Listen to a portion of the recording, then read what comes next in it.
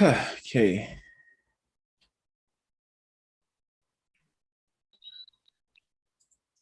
Oh, somebody just reposted 2 reasons why Neely Fuller didn't attend Dr. Wells's funeral. Oh my God. Yeah, yeah. It's yep, it's trending now. It's trending where? Well, it's on my Facebook. Maybe it's because I'm always on those channels. But I get like 5 year, 7 year ago broadcasts by by um Victor of Racism and White Supremacy and from the cows sometimes. Wow. Like if I talk about narcissism a couple times on my phone, or I'm talking in the presence of my phone about narcissism, those same Wachnans will come up, and I love those. You've had those recordings, right? I can't say I have. Oh my God, he wrote "Narcissism Revisited." He wrote "Destructive Self-Love," I think it's called. Is that it was Sam back in? I Yeah, mean, oh Sandy yeah, yeah. Bachman. I was listening to that broadcast today. Very, very, very, very good. Very Yeah, all good. right. Get my questions out. Uh, put that right there. Greetings, Kwaku. Very cool. Yeah, greetings, Rael. All right, we're gonna just gonna get started. Cool. Greetings, welcome to CRWS with Evolutionists for Justice. Just an interview to shed some constructive information, share some constructive information on the system of racism and white supremacy, what it is, and how it works through the experiences from a victim who has been a victim of the system longer than I have been. So, and definitely seems less confused about the system than a lot of victims I have experienced. So this shall be a really constructive conversation. Um, Getting started, Mr. Evolutionist for Justice. Um, would you like to share a definition for racism and white supremacy that you use? Oh, you're muted. You're muted. I use a combination of Dr. Francis Cress Welsing, the United Independent Compensatory Code System concept, and a writer, counter-racist attempt by the name of Gus T. Renegade. So it depends on what I'm specifically describing and to who that I use a combination of the three, but my basic definition is system of people who classify themselves as white and are dedicated to dominating and subjugating everyone in the known universe whom they classify as not white. They do it in their patterns of thought, they do it in their reasoning, and ultimately they do it in their speech and other actions. Um, it's just abuse. And you will not understand that abuse until you understand what it means to be white. Mm. Um, I'm hearing a like beeping sound.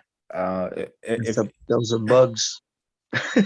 You oh, hear? there's like cicadas or Yeah, something. Oh, okay, yeah. all right. So not something you can control. They trill and whistle out here. See, you Yeah, hear that whistle? yeah. I thought it was yeah. Yeah. All right. I hope it's not too distracting for people who tune in for this Yeah, broadcast. there's big iguanas and bugs and all kind of stuff out here. All I'm right. sitting outside on the porch. Okay. All right. Mhm. Before you knew about racism, how were you spending your time and energy? Trying to morph myself into being everything that the racists were convincing me that I was not and that I ought to be. I literally spent most of my time consumed with thinking about how to get them to accept me, to pay me, to love me, to lay with me, to share with me, to bring me along, to put me in their pocket, save me for later, so I wouldn't have to be like other niggas. So that was what my every waking hour, every thought, every passing thought, every ambition, every value system was summed up in that. I wanted to be included. I wanted to be included in the spoils of the devil. Can you uh describe some of Elaborate. yeah, can you describe some of your thought, speech, and actions So that display that want seeking whiteness, seeking white one of the acceptance? things, one of the things I think they have black males consumed with is the fear and the dread of what other people might think of you. That's incorrect from your intentions, or that criminalizes your intentions and your values. So a lot of my thoughts were on how to project myself in the world, how to look, stand, dress, talk, sound, how to intimate things that I thought would bring me there, what they consider to be admirable traits, racists consider to be admirable traits in black people. And I was trying my best also to block from my mind any pain that I knew directly that black people I knew had. I was trying to block that out. And I always knew of pain from drug addiction and abuse, so called, and other forms of abuse that are people that I care about. So I was also constantly trying to not think about what it meant to be black, what it means to be black. Uh, Waking up every day thinking about not only in the shower how you smell or what soap you're using, how it's going to smell around these white people, or that white person, or this white person. Um, if the smell is something that is associated with blackness or not, something that's associated with what I'm from and who I'm from, to looking in the mirror in the morning, trying to make my face look like whatever the new menu says the black boys ought to look like, and hating if I didn't look like it, and trying my best to try to imitate as close as I could to get it. So um, it's in everything. A good book. I think Dr. Jerome Fox. I think he wrote "Addicted to White."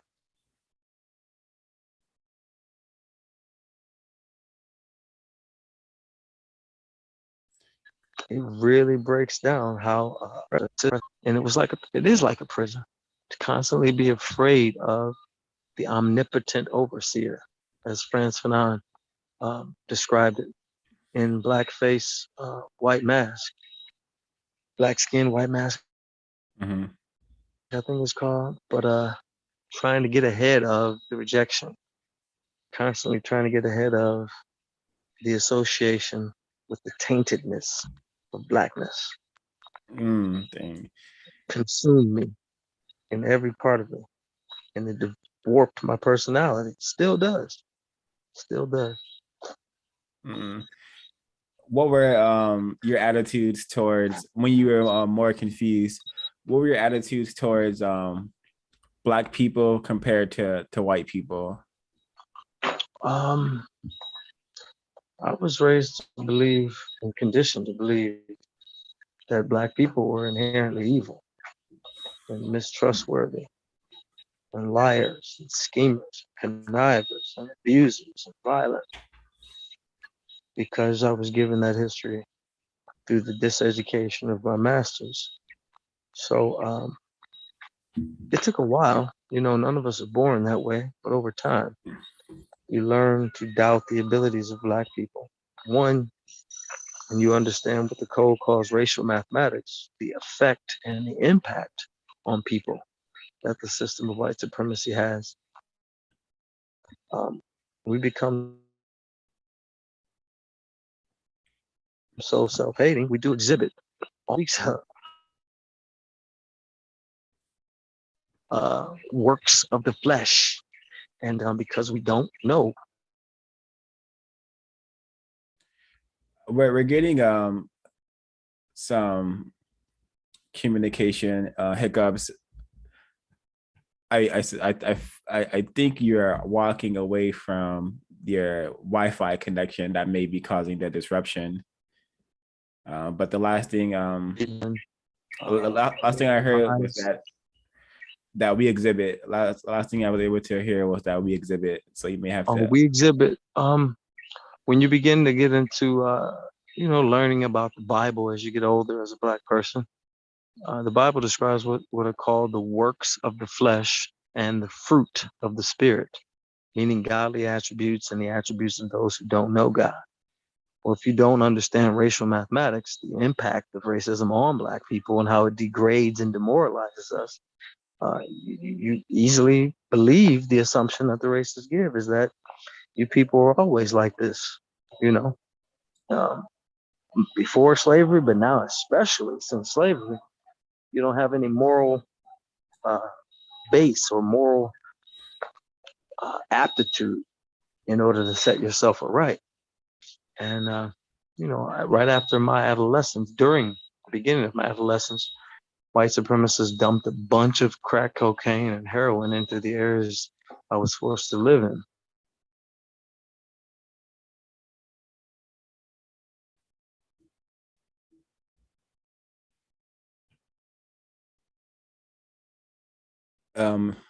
Evolutionists, if you could hear me. The last thing I heard before the connection lag was you were forced to live in an area where the chemical agent known as crack, cocaine, and heroin were dumped in. We're abundantly supplied in Metro Detroit.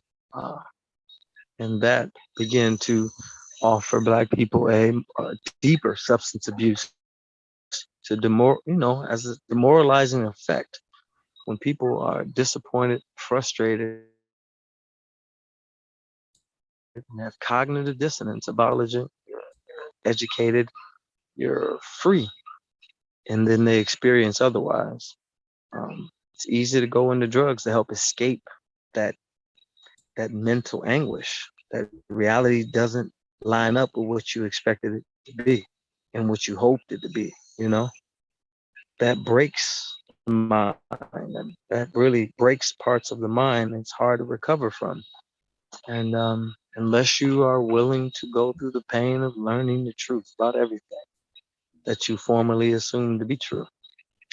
As a child, almost like it's almost impossible to imagine how we can get out of that mentality of blaming ourselves for the system and what they do. Wow. And in But regard, it's possible. I was and probably am the dirtiest. Go ahead. Oh, and what were your attitudes towards white people? I understand that you were conditioned to view people classified as Black as evil and incapable of being worthy Righteous. of one's trust. Mm-hmm. It was the exact opposite, or not opposite. Yeah, the exact opposite, the antithesis.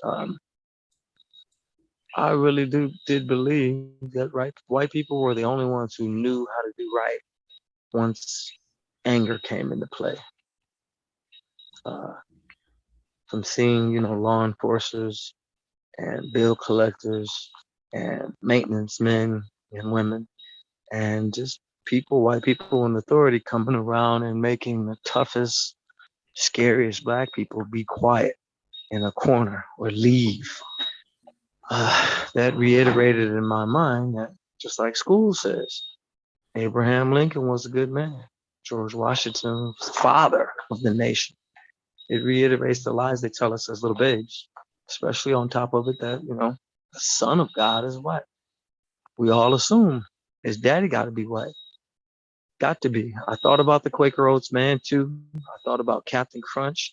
I thought about the Burger King guy, but I knew all of them kind of was like, that's God. I looked at the Black people God. We had a God too, but I looked at him as like he's this weak little Black dude somewhere in a heaven. Couldn't really do nothing. Wow. The religion of white supremacy, I right? really had them thoughts leading into like 18 years old, black, and our adversaries have big God. So aspiring to be something in the world that's not already here, it's hard because look, it's already set up, and if you don't know how it got that way, you assume that, well, otherworldly powers, and those otherworldly powers put them in control, then that must be the will of God. I actually Now, believed at one time that the only reason slavery existed is so that black people come to know Jesus. Come to know Jesus through enslavement. That's before I knew any details of what our chattel enslavement is and was. I really thought God must be with them because we lost. And the closer I got to white people, the more I was like, they don't seem to be all that great. They don't seem that they lie a lot. And they do evil with a smile. That's when the cognitive dissonance began to occur, when I begin to question the basics. Is it true? Yep. So I really looked at them as holy, you know? Yep. and Grew up watching Dolly Parton, Barbara Streisand, and other white female movies with my grandmother. And watching her cry over these white women and be elated and happy, and Sally Fields got married, that warps a little black boy's mind too, to look at the Holy of Holies, white women, as just that, the Holy of Holies. yes, wow. And during your process of becoming less confused, how did you accomplish that? What guided you into what helped you become less confused? The pain that comes from being mistreated. Um, Unfortunately, the racists are so arrogant. They let their best slaves learn to read real well. And they encourage you to read more when they think that you are never going back to your own. Um, so whites start encouraging me to read little books about racism, you know? Um, and I was noticing they kept offering these books when I would come to them in despair or frustrated by how I was being treated by some other whites. And well, you don't know, but my normal choice was violence. After one or two incidents, okay, there will be blood. And so that started to cost me more and more as I got older. So I tried to talk to other white people about other white people who were practicing racism. And they began to give me little books by Maya Angelou, James Baldwin, and all those books, they give you hope because, like, yeah, somebody understands my pain. But then they just tell you to sit on it. Go on ahead and eat that and accept this identity as somebody who's going to be a caged bird singing your ass off in a cage. And that's what began to make me very discontent. Because somehow I knew that was a way of like trying to psychologically psych your opponent out. Give them a story or give them a line that, listen, I stand, but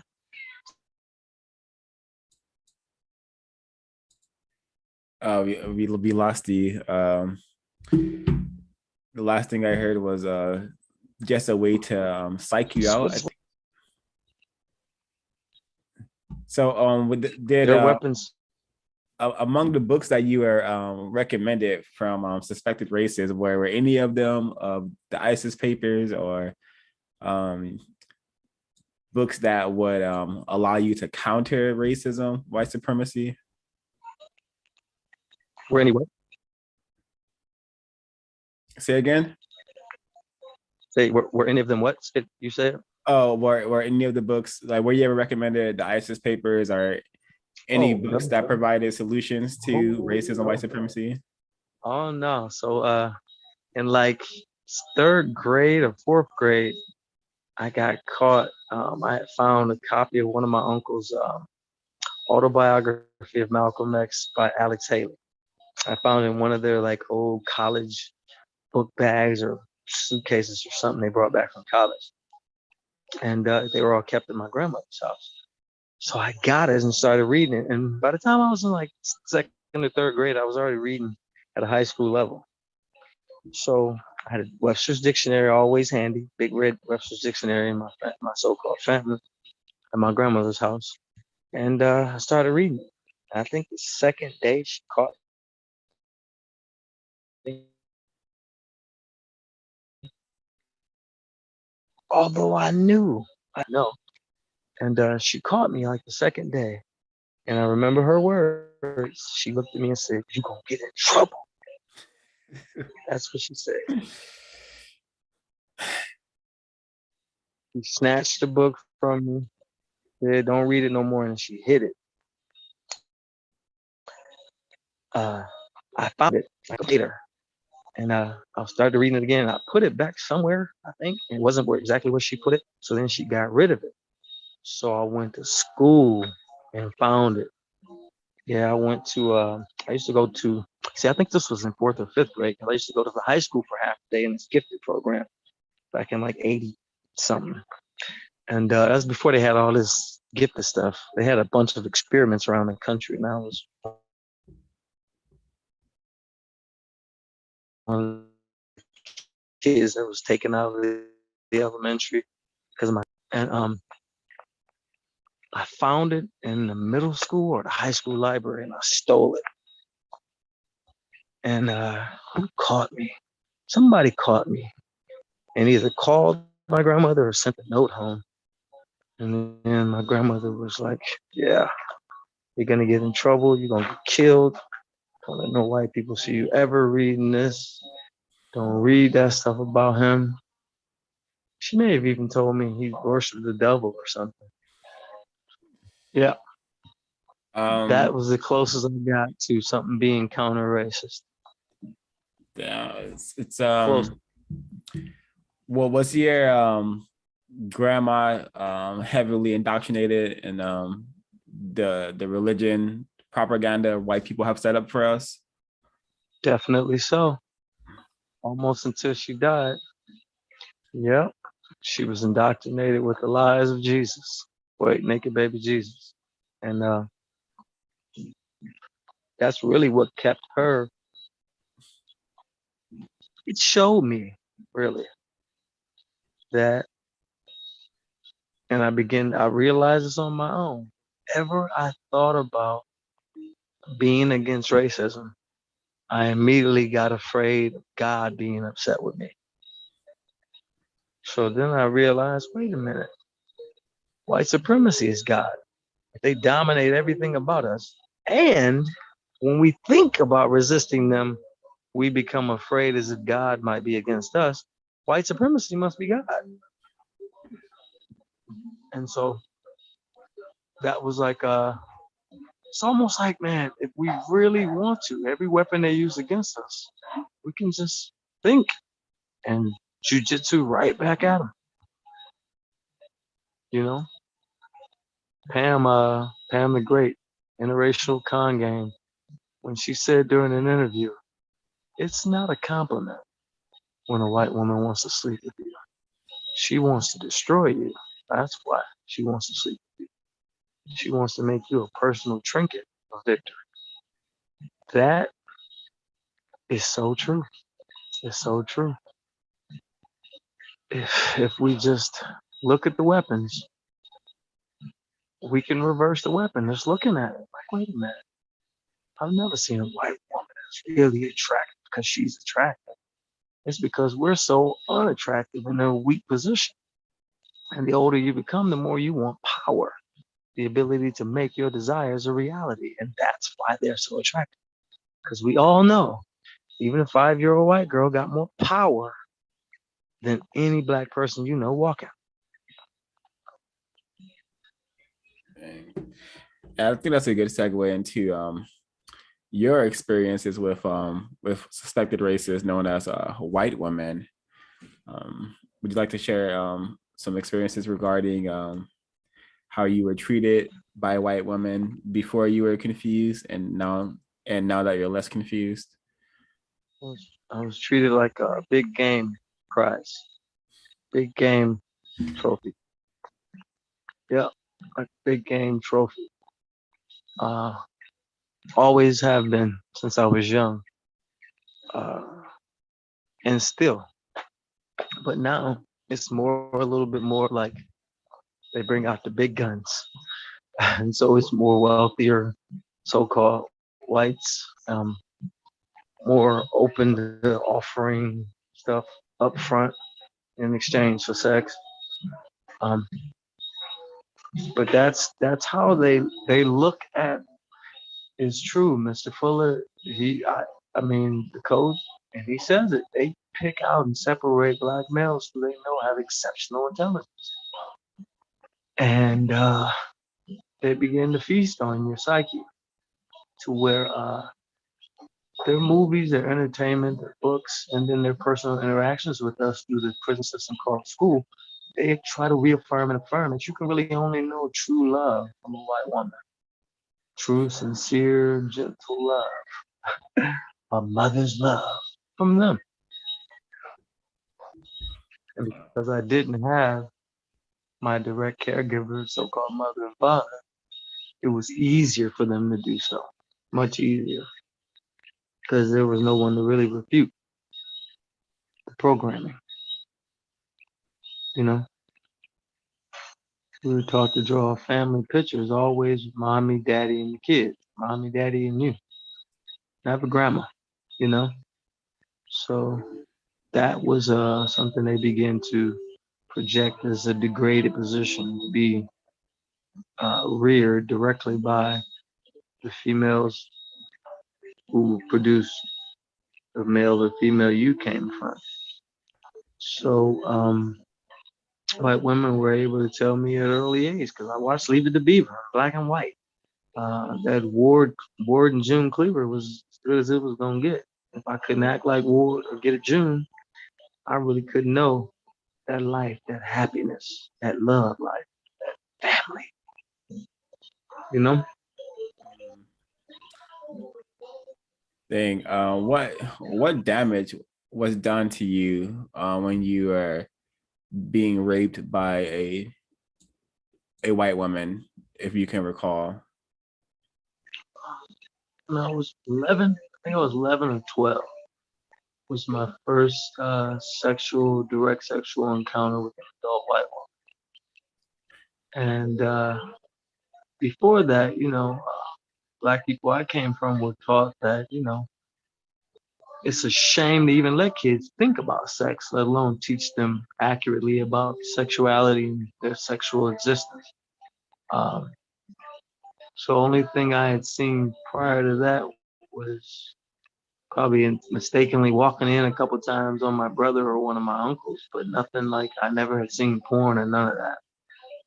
Never saw, my grandmother entertaining a man sexually or any of that. That was like a rule in my family, and even is still now.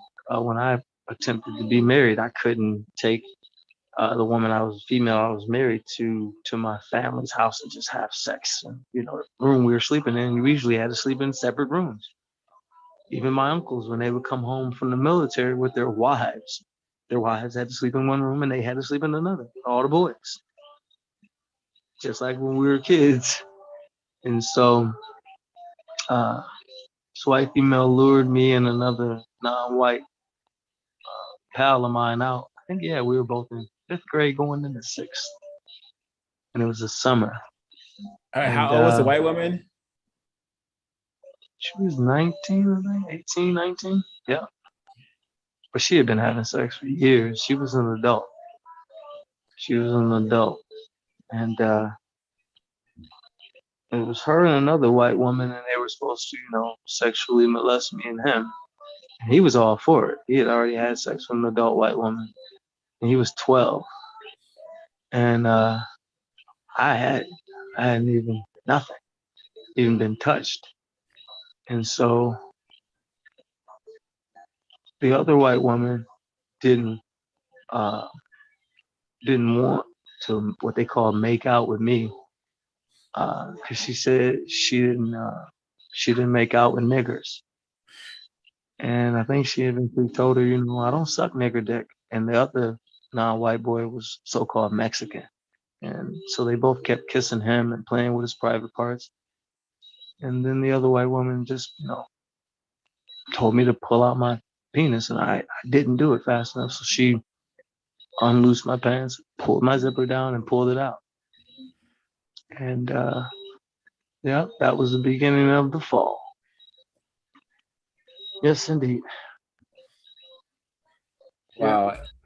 And how did that experience shape your thinking about white women? Her words hung with me for years that I had a big nigger dick. I had never been insulted and complimented like that. That's how I felt at the time. I felt humiliated but invigorated as an 11-year-old boy. And I wanted to go back, but I didn't ever want to see her again. You know? And that's what it did. It made me crave that racist humiliation because it was attached to sexuality that was not understood.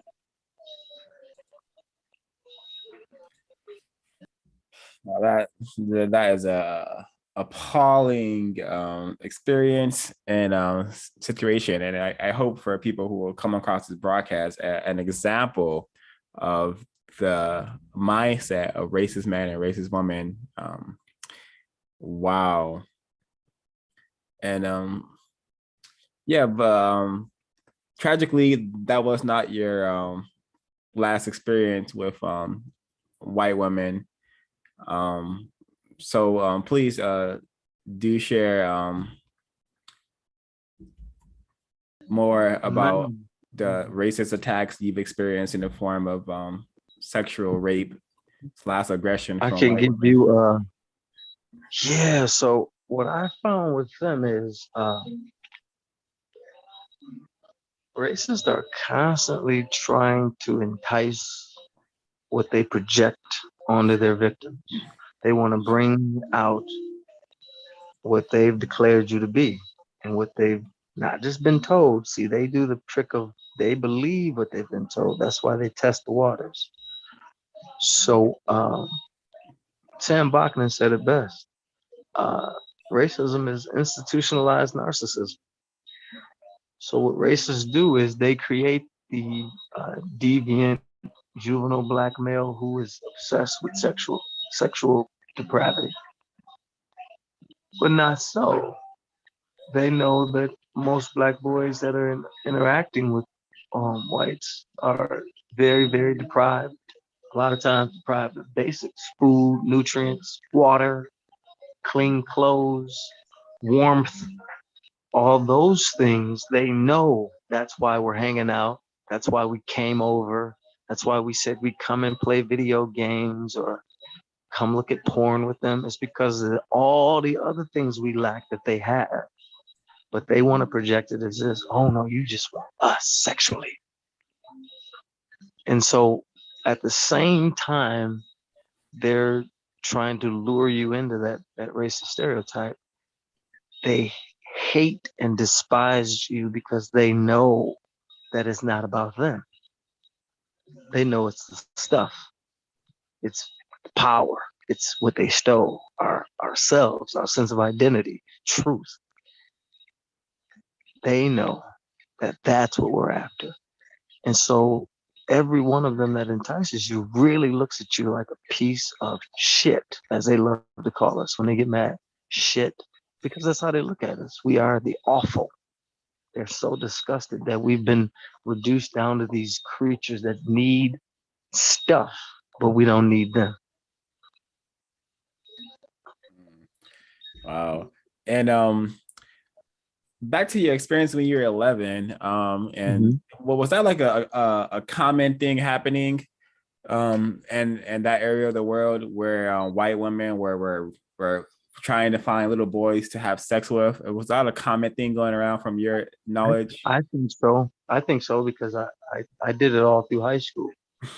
I did it. Oh, I mean, it started then. Next time was with the white female was like 13. But then they were doing the refined stage of getting, they were trying to get their kids to get us to come over and stuff. But not just any of us. Those like me who was in the classes with them and separated from everybody else. So sometimes they would just invite me over to, direct humiliation. Just to be like, oh, you don't have this. But black people do that stuff too, to really, really poor, destitute black kids. And I was comfortable, but I was poor, and then they project out that everything they have is what you gotta have or you're not complete. So at 13 or 14, yeah, adult white women, probably, yeah, at least once a month, an adult white woman would pull over, pick me up if I'm walking somewhere, or one of my associates' mothers, one of my, or somebody's stepmom. That's had that. And I don't know if their husbands were involved on it, but it seemed like looking back now, they had to be, And so it was always, even if we're the same age, the white females are always in control, always in control. So the rape is constant because they're constantly preying on what you don't know about yourself, about them, and our collective history. So they play into the mindset of a child who really has ambitions for things to be love and peace and all those false things that they claim are in the world. And they know we crave these things because, we're destitute. mm. Can't, High school, it became like a popularity thing to be with a white girl. That means, you were special. You were $5,000 nigga, as Jamie Foxx would say in Django. And, you got to ride around on a nag and that, but also, that creates even greater hostility with racist men. So there's a price to pay. Even when they draw you in, they want you to witness them humiliating and degrading the same white female. What you gonna do? Nothing. Because that's theirs. I've knocked out a bunch of white boys, beat them to blood. But in the end, they still, you know, that's his sister. Yeah. so you said that you were even raped by one of your associates' mothers. Can you share a little bit more about that experience and how that even unfolded? I just want a couple. So, yeah, I think what this particular female would do, she was the stepmother of a white female, that white woman girl I went to school with, and she would have us all over and pretend like she was stealing some of the drugs, which was the girl's father, um, and give them to us. And I just started selling cocaine, and she had a cocaine problem, so we had traded her crack for weed. Be like addicted to having like prostitution with white females for pay for crack, and I had never done it. And so everybody in our crew would always make fun of me. So I think she heard of it and called us over one day.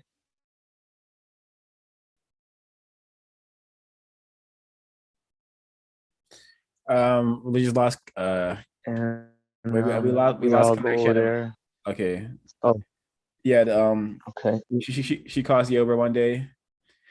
And how old were you at this She invited time? us. Yeah, right after we get there, you can hear me now? Yeah, how old were you at this time? I was 14. Yeah, I was 14. Okay, you can And continue. she invited us over. And right after we all get there, her stepdaughter wants to get everybody and go to the store. And Her stepmother just in front of everybody. She was like, "Yeah, you guys are all going. Diallo's staying here with me." And I was new to that, so I was like, "Okay." And they left, and again, she she just kneeled down in front of me, took my pants down. Yeah, and I don't know. I think they share information because everybody's mother, white mother, started looking at me different after that. I don't know how they can tell if they don't share information. But then it became like I didn't want to be left too long with people's moms. And it was like everybody knew a joke about it. That they would pinch my butt and feel on me. Grown white woman, you know? And then, a lot of white girls started doing it in school, grabbing my private parts, just walking down the hall. But I was small. I'm a real small guy. And I was raised, don't be violent to a girl. Even though I fought girls sometimes. I was raised not to be violent to a girl. So I wouldn't do anything back. Like my freshman year. And senior she was like a captain of the cheerleading squad, white female. Uh, she raped me at a hotel party after my wrestling team had a big hotel party at the end of the year. That same year, uh, I had unfortunately had sex with her in a bathroom, and everybody was listening. So that summer, you know, cars were picking me up. Grew up in a government housing project. Benzes, Saabs, whatever was picking me up in the projects, and I was going for the weekend. You know, that's when I started just staying out, not coming home because I'm laying up with a white woman in the house. You know, I used to say like, I'm in a $500,000 home. Fuck, I'm going back to the hood for the projects. Wow. And that was something big in my, again, equating myself to the value of racism. Yep. Dang. Yep. What you've been sharing so far is just striking examples of just the tacky, trashy, and super terroristic relationships that we have with people who classify themselves as white, and just this arrangement on planet Earth is totally incorrect, and we most definitely seem like to be a anything but equal when compared to white people. Wow. Yes. Wow. Is that music too loud? Oh yeah. If you have any, I just imagine that it's your roommate, so you don't have any power over it. But if that could be eliminated, that would be constructive. But wish I could. I'm outside. yes, yeah, yeah. Um. Wow. Yeah. I understand that you were a victim of that was led to greater confinement. Would you like to share how that happened and any experiences there that you learned something constructive or that you got a reality check? How about we do it for part 2 tomorrow? Yeah. During my lunch break. Yeah. It may not be downtown. Yeah, that's fine. I'll just go continue on the list. So I have a question. Yes, sir. And it's I have to play this clip first for you, and then I want to ask the question. Be warned, it's nothing pleasant at all. But I'm gonna get it on the screen here. And the question is to describe the black male and black female relationship in 2021. And but I want you to see the clip first.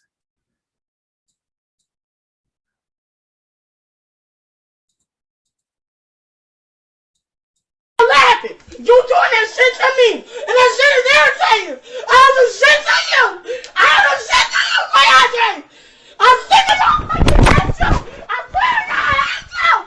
I was never attacked by you. When I have to do that shit for me. Happy Thanksgiving. I swear to God, I hate you. I wish I never went with you. Happy Thanksgiving for all the shit I do. All the shit I do for you. Ungrateful bitch. No, you an ungrateful bitch.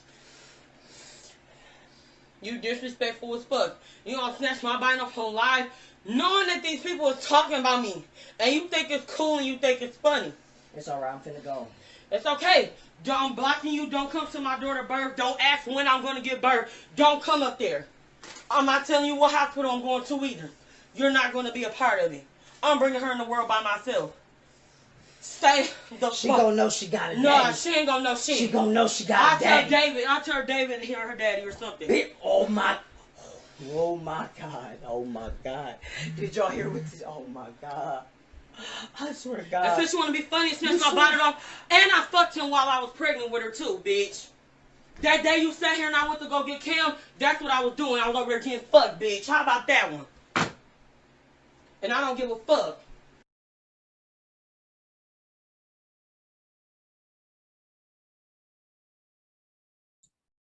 We lost Evolutionist. I'm gonna pause it until he comes back. But for the folks who will come across this broadcast and for the folks listening, I hope that this information is of constructive value, and I really hope that it's an indication of just a power relationship between white people and non-white people. White people being the folks, the entities that have all the power, and non-white people classified as black, red, brown, yellow, or whatever racial classifications that we call ourselves, whether it's African American, Chinese, Japanese, sometimes Mexican. We do not possess any power that dictates what happens on planet Earth in any meaningful way, which is why it's definitely our duty and our job to solve this race problem. We have to get behind a code, because it seems like white people have a code. It seems like they have a code of thought, speech, and behavior, and that I suspect that's how they've been able to maintain the system of white supremacy. Their thought, speech, and action is what has put us in such a degraded position. Case in point, this video that was just playing a moment ago of the black male and black female in conflict with one another. And this is a crisis, the crisis of black people that Dr. Frances Cress Welsing mentions in her book, The ISIS Papers. Black people are in a state of emergency, especially people classified as black. We are in a state of emergency where we are focused on any and everything besides the people who have made our lives this living hell, existing hell. I often say that people think that you have to die to go to hell, when you can simply look around at our environment, look around at where we are forced to live, and look around at the kind of behaviors we can see black people exhibiting. This is the real hell. And if you feel like, and if you've been captured by this religion, any of the religions, whether it's be Muslim, Judaism, Christianity, none of these religions are promoting or motivating us to solve the race problem. It is just a slavery on top of slavery. The most powerful religion is the system of white supremacy. And if your religion is not more powerful than that, take what you can from that religion, but get serious about ending the religion and business of white supremacy, because Jesus ain't coming back to save us. Allah ain't coming back to save us. And no magical creature, no spiritual entity is going to come back to save us. The Creator has given us a a mind and a body.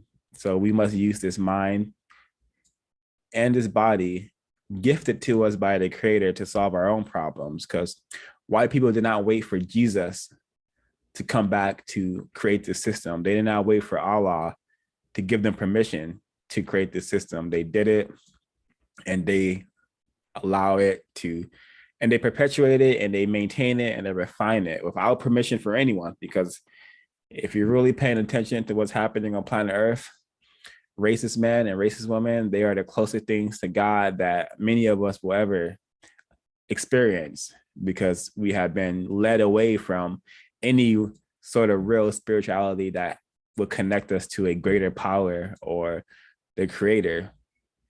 So please go to producejustice.com, counterracism.com, Black Talk Radio to check out Context of White Supremacy, because there needs to be millions of Black people, Chinese people, Asian people, everyone not white needs to be attempting to solve this problem.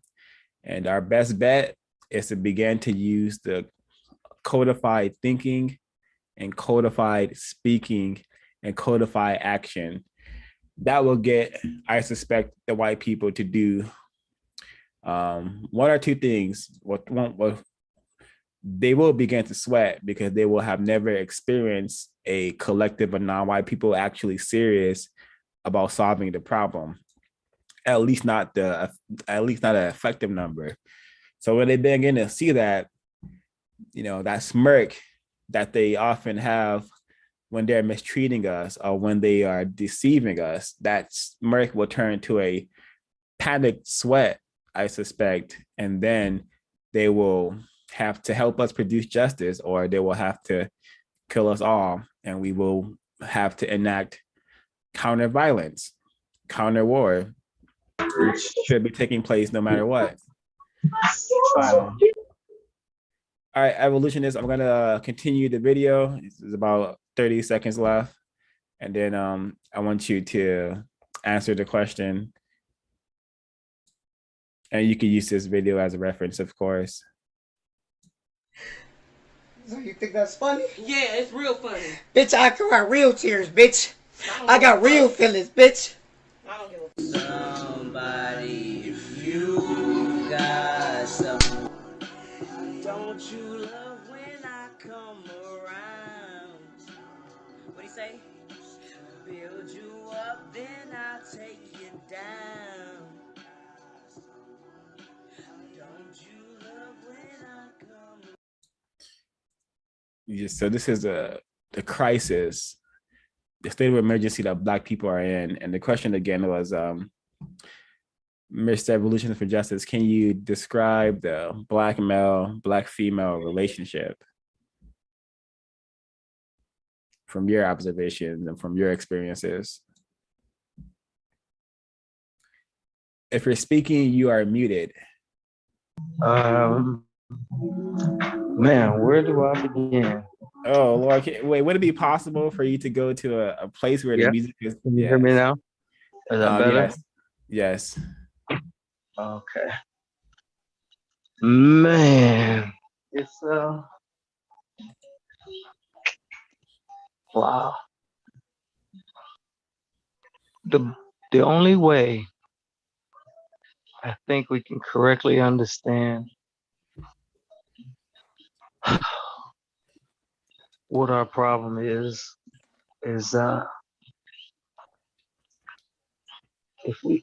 how avoidable this question is.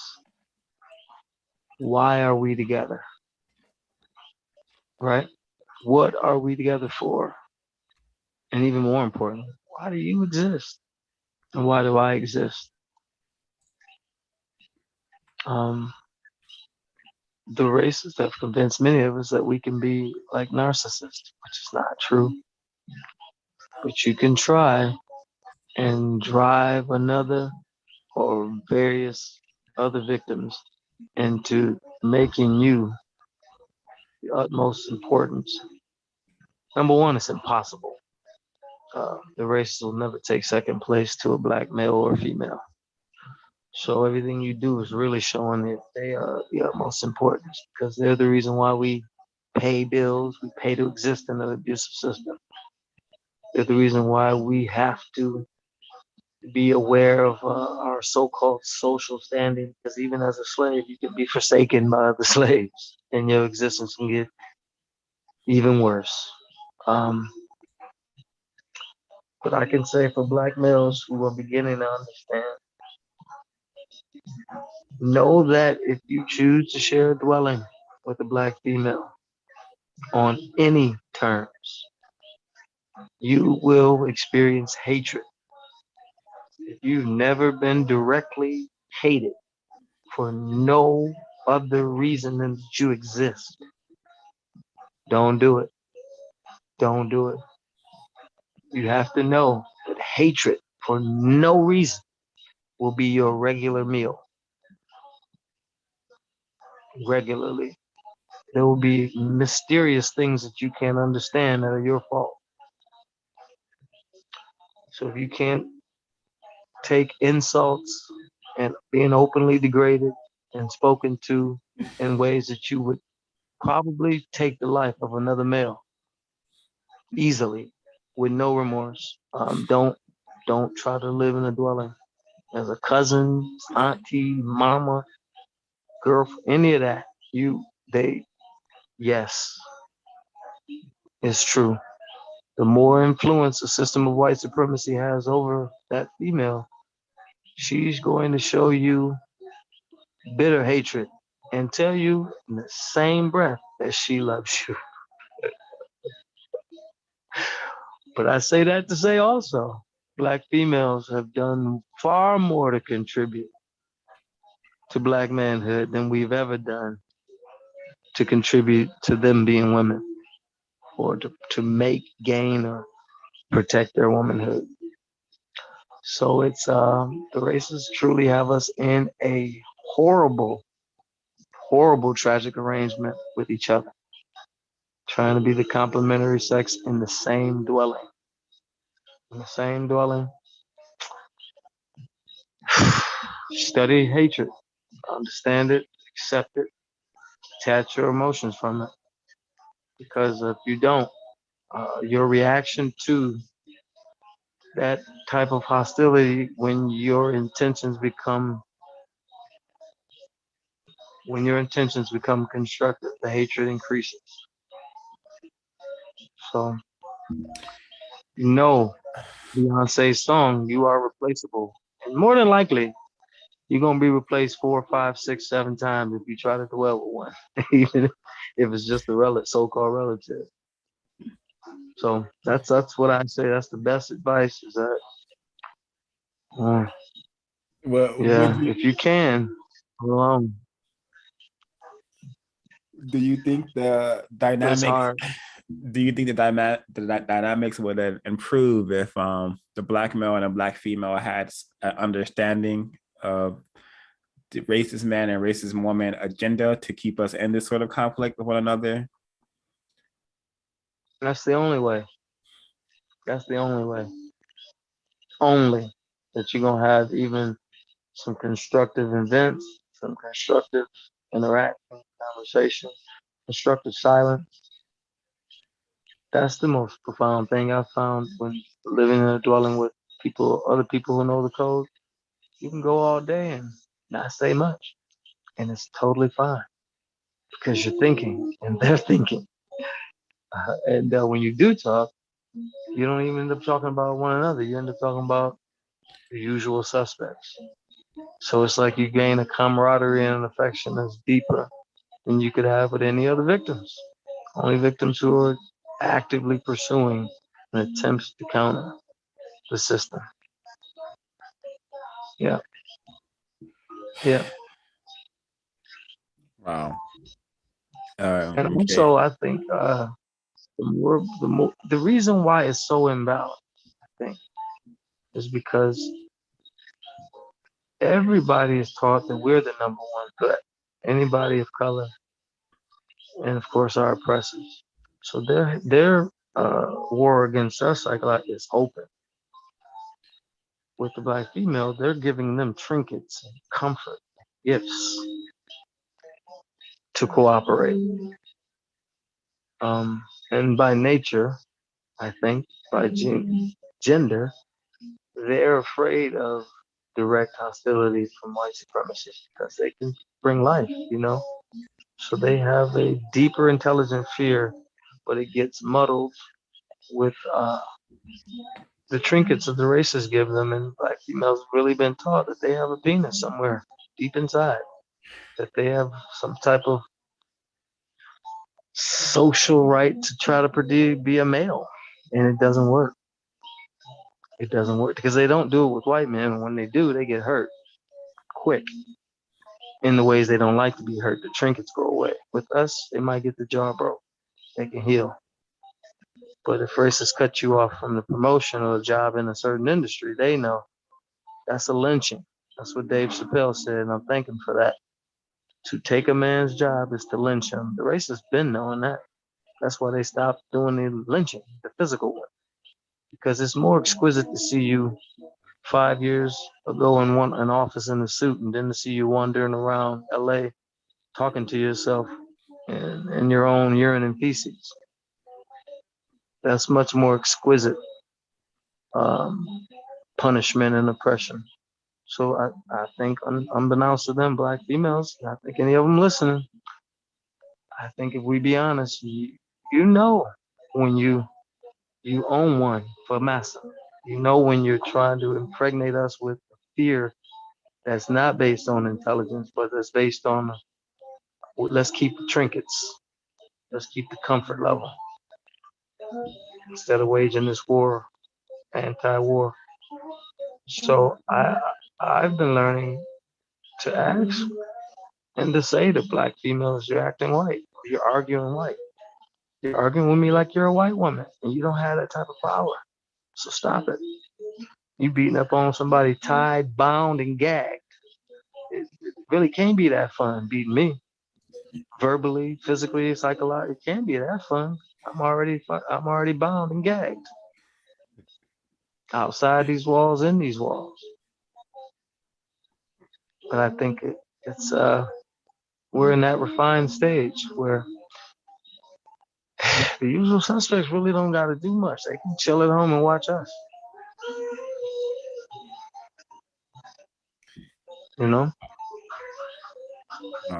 You have black males pushing in this area of the world called the United States, where you guys are, to try to be some quasi-fractioned white man, you know, where your manhood means how much a black female cooperates with you. Ha!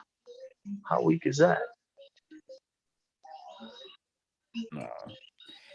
So with that being said, what is some advice you would give younger victims of racism as they are existing in this prison system known as racism and white supremacy? Acknowledge gender. Boundaries. As a black male, acknowledge she cannot know everything on your mind as a black male in this system. We're born for war. We're born to sacrifice ourselves if necessary. We're born to walk into the danger that ain't nobody walked out of yet. We're born for it. They are not. They are not. And if you tell her everything you think about counter racism, you will get the brunt of that illogical fear that's deep in them. Don't tell her everything. You're gonna have to learn to pretend, not lie. But as the code says, you don't have to respond to everything. Don't take a leadership role. Because if you take it in the relations, we can't anyway, but once you do, they notice how much even more we lack power. So that's going to make her even more frustrated and discontent with being other than what Becky is. Don't pretend white women are not attractive, but no, they're not attractive naturally. It's like being attracted to 6-car accident. It's a phenomenon you can't get around, but keep your perspective on the truth. For Black females,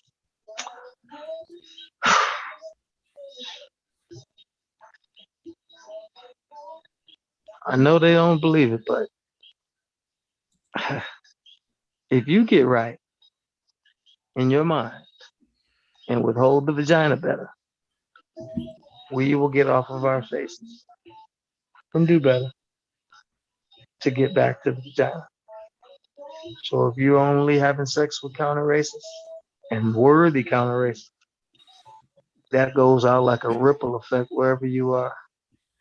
Don't have secret sex with white males and females, that goes out like a ripple effect. We're so far degraded the so-called image of the Black male, we could pretty much do anything and just goes back in the trash heap of, yeah, we thought so. But I think if Black females appreciate dignity, simple dignity, simple stuff, don't curse.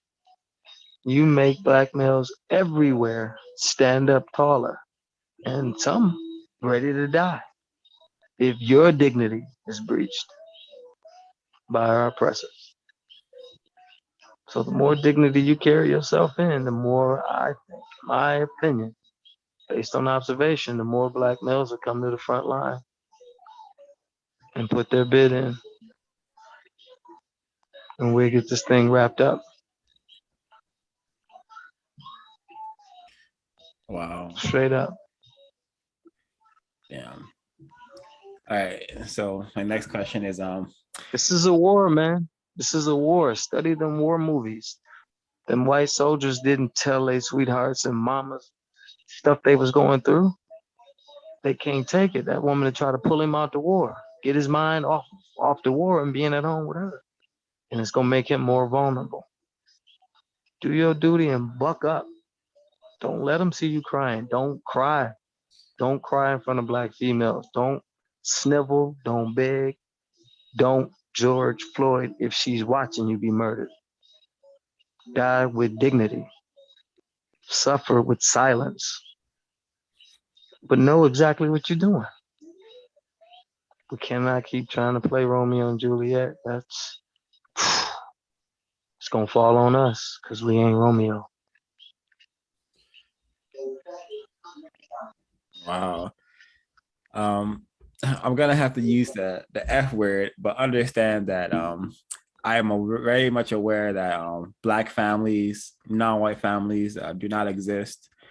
But just for the sake of the question, how would you describe the Black and so-called family situation?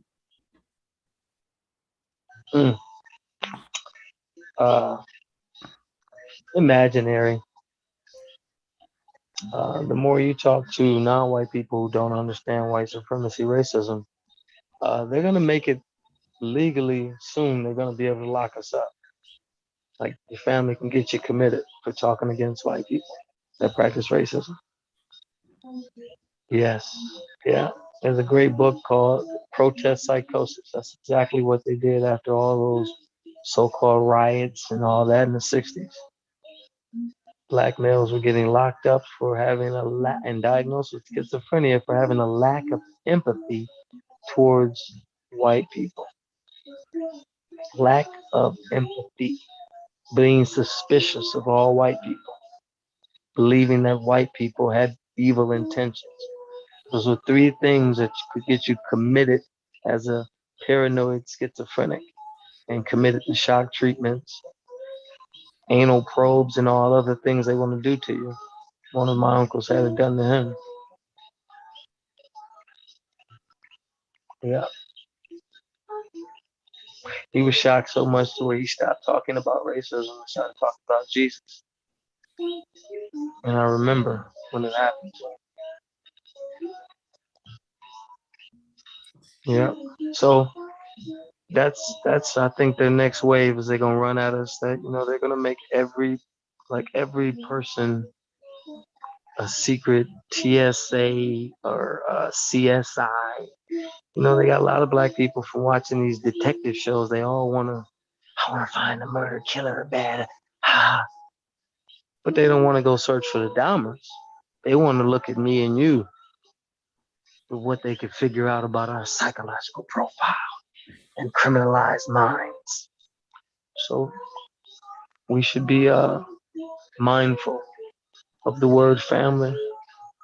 These people don't want to be awakened from the matrix and will violently oppose it if necessary. Same people who just were crazy as hell a couple years ago or a year ago. When you get into counter racism, you will be considered crazy. And we shouldn't be talking too much. That's the thing I did first couple years. I wouldn't explain, but I would just say things from the code. Then I had people hate me when I come around. Oh, here come this code. Da, da, da, da. What a code? What's a code? You know. So it's best to just walk it out. And as honest as Mr. Fuller be saying, I would say when he tells you what he would say or questions he would ask, he's telling you what he would do. He's not even giving those opportunities. His neighbors don't even speak to him. They don't talk to him where he's from. When he goes to that talktainment, they don't be like, hey, Mr. No. Wherever he goes, everybody is aware. Don't talk to that nigga. He's crazy. Nobody talks to Mr. Fuller except those of us who seeking the truth like a Yoda, you know? So know that that's what we got coming. We're gonna be Yodas. Yeah. In a mountain somewhere, metaphorically, alone, gathering ancient wisdom, looking at the mistakes of the past. You know, it's a very lonely road. Dr. Laila Africa said, the loneliness will kill you. Not the food, not white people, the loneliness. And that's the truth. Loneliness is huge the longer you encounter racism. Wow. And the backbiting and lies, people are going to lie on you worse than they would have if you was the biggest drug dealer in America or whatever. People call family, find out what you're on. They're going to start coming up with all kind of stuff. Ways of interpreting things that they claim, you know, you hate white people. Stuff like that. You know? Especially if you used to lay with them. They think you went from the palace to the prison.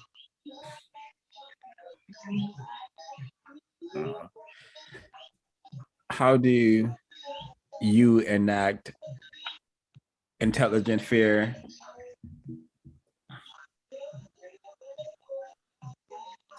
and actually Primarily by hold on 1 second before you answer, let me read the definition of intelligent fear for folks who may not be aware of what this term means. Find it really quickly for those who have the code book word guide. It is on page 175. Everyone should have a copy of this text right here. So intelligent fear. Use this term to apply to the fear that a non-white person has of a white supremacist racist while that non-white person is speaking in or acting to replace the system of white supremacy racism with the system of justice balanced between people. Intelligent fear is a form of cautious and calculated courage. So you could go ahead and answer.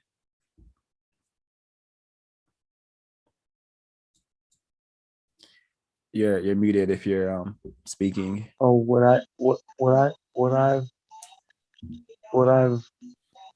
a phrase I've taken. They shouldn't see us coming. White supremacists should know that you know all that you know. And don't tell them, even when they're practicing. They know when you're aware they're practicing because you're not reacting the way they want you to react. And so don't explain yourself. And don't explain to them that you know what they're doing. They get worse. They get worse. It's true. If you take away their taxes, they go straight to terrorism and sex.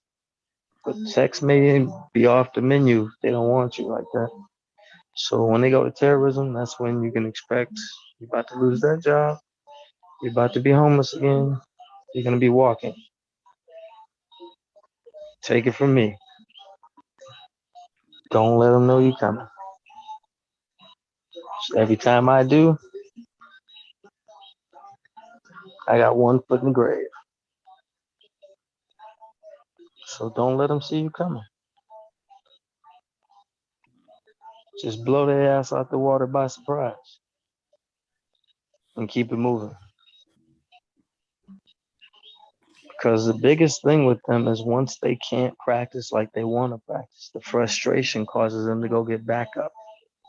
And then if they can't practice like they want to practice, which means leave you confused about what they're doing to you, how they're talking to you. If they can't do that and you're not telling them why they can't do it, you're just showing it. They'll go away more afraid of maybe they are thinking that you were born like that. And then they become afraid. They'll start looking at you like that movie, The V. When they started looking at Roddy Piper and they knew he had his glasses, they were like, oh my God, he could see. They weren't running towards him. They were running the hell away from him until they got some help with some weapons. But if they see you coming, you're going to walk into trap after trap. You're going to walk into, you were hired just to be fired. You were hired just for them to sexually assault you. And what are you going to do? It's just all white people in the room. So, or living at a place, second year of the lease, you call down to the office. Yeah, you got to go. So, yeah, don't let them see you coming.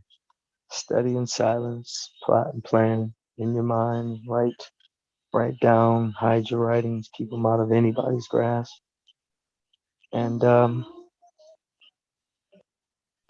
don't talk about killing them. If you got to go, take one with you, but don't talk about it. Just have that as a plan. I don't think any black person listening who could ever listen. If you haven't figured out a way that you gonna determine you're gonna die, and you've come this far to understand this deathly system, you're being a little foolish. If you don't know or think of a way or two that you can say, okay, I'm going out like this, then you're being foolish. Because they may put it on the table. Here's your options. That's why everybody should learn to defend themselves with their own body. Your body should be your first weapon. You have to study war. You have to think. They could come for me one day. Because they do. Whether you know it. You hear the story, sometimes they just say, yep, we're getting this kind of racist. Yep. So, got to give up on that Christian shit of not thinking about death and dying and killing. You have to think about that. It's a whole damn chapter in the book. It's an area of life. So study and learn. We should not be afraid of killing and death. That's where we come from.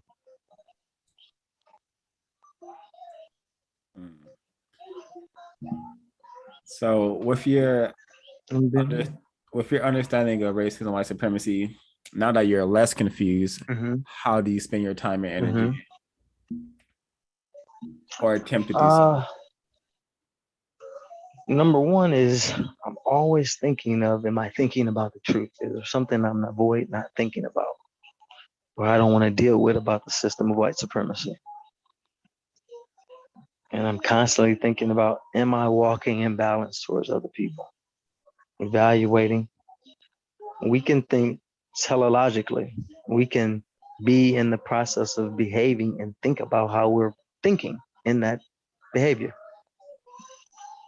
So developing my teleological skills of thinking about how I'm thinking when I'm interacting with people is important. And I think that's a part of like you're practicing or trying to assimilate codified ideals while you're in the act interacting with people, so it won't be like clinical, you know? Because, Neil Postman revealed something awesome. Most people like to talk in like a volleyball game, bing, back and forth, back and forth. With counter racism, we don't do that. Even when you do it, you're thinking about what you should be saying to this person because you shouldn't let them off that easy, or you shouldn't just let that phrase slip, right? But we can improve, you know, constantly thinking of new questions to ask to expose the lies. You have to take care of your physical health. I believe 7 days a week, every counter racist should be doing something to strengthen their mind, muscle, link, and connection. There's no such thing as a day off, or there's not workouts. You're maintaining a body you've been given. And you should be maintaining it at a high level, seeing that you're a victim who could be attacked and beaten at any time. At any time, by anybody. And probably won't get no help. So shouldn't be walking around like white people, like you tourism everywhere. You can get, out of shape and dis-ease and think, it's not going to cost you. We'll lose something if we lose your body too soon.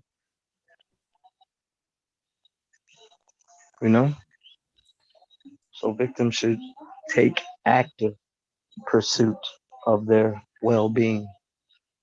And we can always.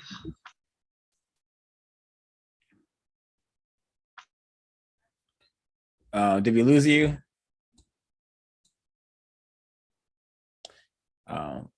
While his connection is reestablishing, I just want to second that.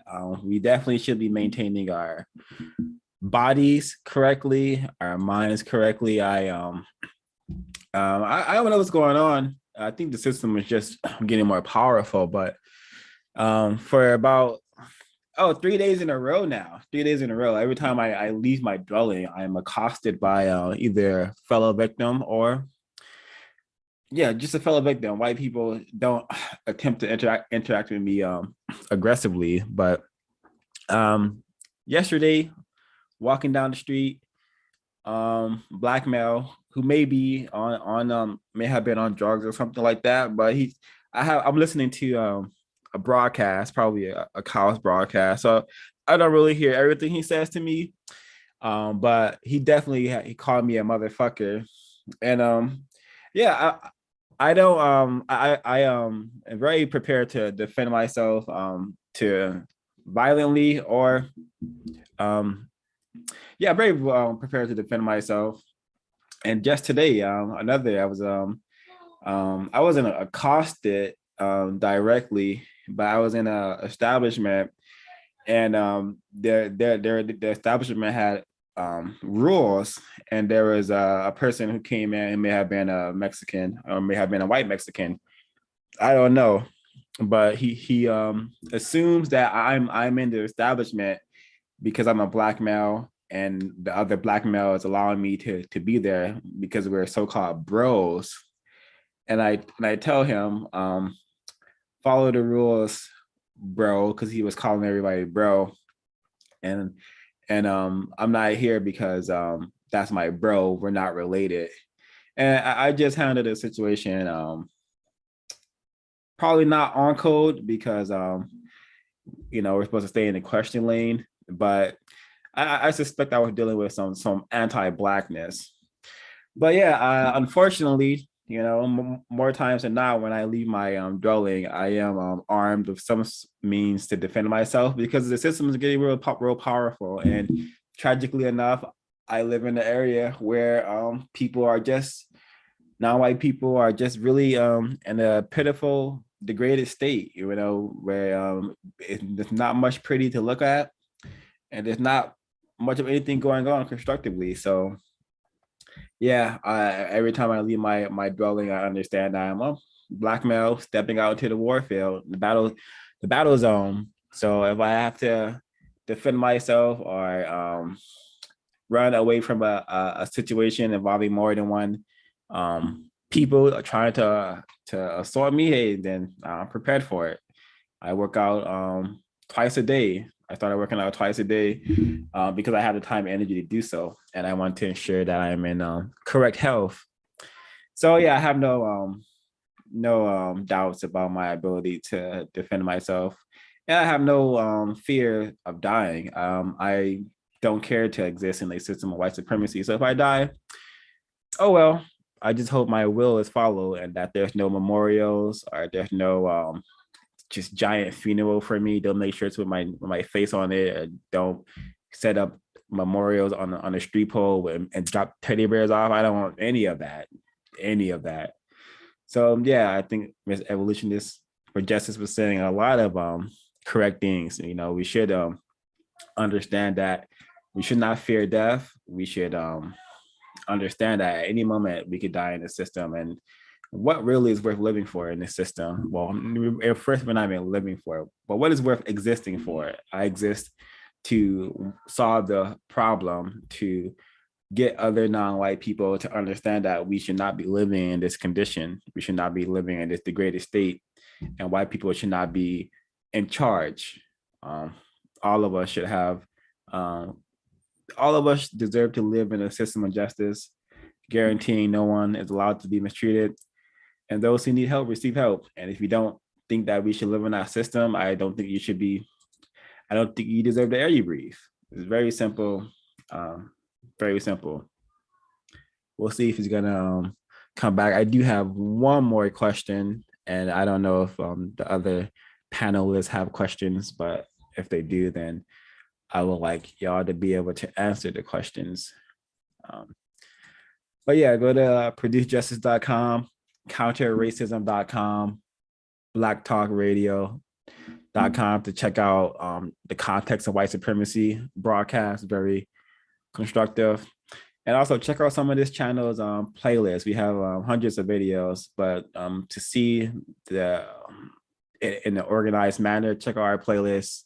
You know, when you're working out or doing anything of constructive value, just play some CRWS, some of our book studies, our studies on Thomas Sankara, the Haitian Revolution, stuff like that. It may serve you well to learn about the system and what it is and how it works. And while we wait, I shall read some of the chat. Greetings. Rael, Lime 22, rate this record. Mr. Smoky Damages, see you there. Lime 22 says, Rael says, good day, people, good day to you. Lime 22 said, this is horrific. And he said, he or she said that when Evolutionist for Justice was describing his rape of when he was raped by a 19-year-old white woman when he was 11. She called it sex, but it was really rape. And line 22, when you play around with sex, the joke is always on the offspring. Dr. Francis Cress Wilson. Yeah, very true and evident. 2021, tragically. Rate this record. I hope all is well. I hope all is well with you as well, ma'am. Line 22, I agree. You have to choose a care mate who is actively trying to replace the system of racism and white supremacy with justice. Otherwise, it's going to be chaos and confusion. And I suspect you are correct. Smoky Damages, bury the man, continue to plan. Dr. John Henry Clark, yes, we shouldn't. Yes, very, very codified behavior right there. Funerals do not have to be an extravagant event, which Black people do. It's just tragic. We have been trained to worship death, to make death a festival. I'm gonna have this funeral. I'm gonna rent this limo, have all my family come from every which way to all cry together over a person that we rarely even called once a week to see how they were doing. So now all of a sudden we care about them that they're dead. But we had 365 days to reach out to them, to check in with them, to see how they were maintaining, to see what they were up to. But we don't do that. We just wait till a person to die, and now we care about them. So yeah, I think Drake calls that fake love, but love doesn't exist. But I don't, yeah, I don't. We shouldn't want any of that going on here. And yeah, I'll just give it a little more to see if Evolutionist4Justice is coming back, because yeah, I wasn't planning to speak that much. My final questions for him is just to share some his thoughts and to describe the medical industry. And tragically enough, he said that his uncle experienced electroshock therapy, and my grandpa also was a victim of that, and he's also was a veteran, war veteran, for white people and their conflicts. Yeah, and he was very schizophrenic. I've had probably one sound conversation with him. Other than that, he was just always talking to himself or wandering the streets with his basket. So very, very tragic what they're doing. I think that book he mentioned was called Protests. I have to get the title again, but something protest. And I think protesting in itself is an example of acute insanity, because it doesn't really solve the problems. It just could be a little just, yeah. I remember the George Floyd's protests were going on, and I was becoming less confused around that time. I went to one just because I had my little sister. She was going to all of them. I just decided to go with her one day. And now that I understand the code and I understand, attempting counter racism, I wish I would have been there spreading that information and saying, hey, this is really not constructive. This is actually kind of worthless. We should, y'all actually want to solve the problem, start studying the code, start studying the works of Dr. Marimba Ani, Amos Wilson, Neely Fuller Jr., Dr. Francis Chris Wilson, Willie Mubarudi, just so many people. Yeah, I gotta go to this website, the Kyle's Archive, listen to the truth, because this is not promoting truth. This is just a bunch of white people, and the white people here too, and they got us singing and dancing with them, and they're calling this justice. This is ridiculous. So maybe when the next George Floyd scenario happens, and there's a protest going around in my area, I will go spread some code over there. But that's probably the only constructive reason I could think to go to a protest, is to spread counter-racist material. Other than that, don't think it's valuable. Yeah, we may have lost evolutionists. Maybe the phone died. Maybe racist man or racist woman thought he was sharing too much valuable information, so that they may have cut his line for the time being. Before we close out, Mr. Kwaku, Ms. Helen B, would you like to share some words before we we head out? If not, no worries. Yeah, just leave. Just unmute your mic and say no, and I will know. I don't want to be waiting in silence. No questions from me. Constructive business meeting. Hope to get a question in with him next time. I think he kind of touched on it, but I wanted to hear his opinion on more about the family aspect and how maybe talking about counter racism, what the effect that's had on him and his relationships with his so-called survival unit. But he kind of talked about that a little bit. Yeah, there will most certainly be more interviews with Evolutionists4Justice, and tomorrow we should be here 11 a.m. with a victim of racism who spent 33 years in greater confinement. So that should be going on tomorrow. If folks are interested, you'll see the live notification. And yeah, that victim is also my uncle. Oh no, he's my cousin. He's not my uncle. He's my cousin.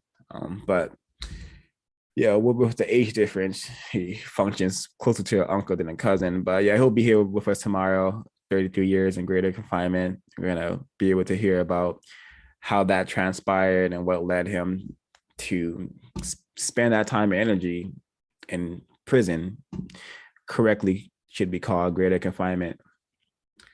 Well, yeah, thanks for the audience. Thanks for chiming in on the chat. And yeah, CRWS is gonna sign out because I don't want to take up too much of your time and energy.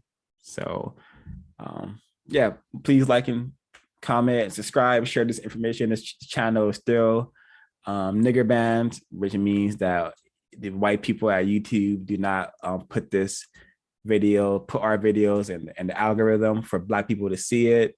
Nor do they want Black people to see this sort of information. So please, if you have social media, Twitter, Facebook, any of social media, please, if you feel like this was valuable information, please share it on those platforms. And not just this video, but the playlist that we have, the ISIS papers, Yurugu, the United Independent Compensatory Coal System Concept, and the dangers and confusions of sex and RIPS, racism in plain sight.